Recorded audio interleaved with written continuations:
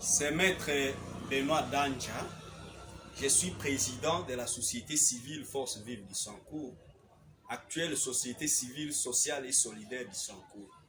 C'est avec amertume et c'est écœurant, avec regret, que je viens d'être informé dans le cadre de nos activités de la société civile que dans le cadre des 100 jours, le président de la République, son Excellence, Papa Félix Tshisekedi Tshilombo, a songé au Sancour en envoyant un lot très important de médicaments et les équipements des hôpitaux, les lits, les matelas, les chaises et consorts.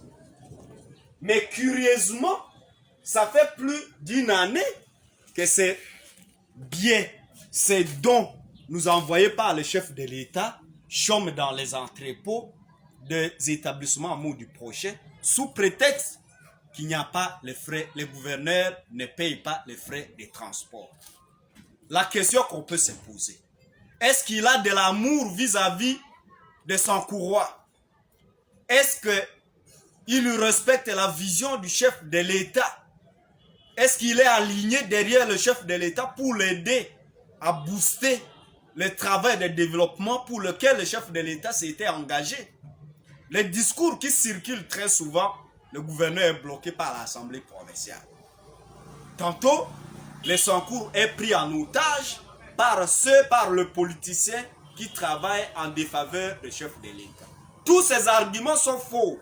Nous tous, Sankourois d'ailleurs, nous avons obligé nos frères députés, nos élus, à s'aligner derrière la vision du chef de l'État pour les soutenir. Nous l'aimons. Cet amour ne sollicite même pas une motivation. Mais l'ennemi du Sancour, le voici. Il est contre la population parce que ces médicaments devraient servir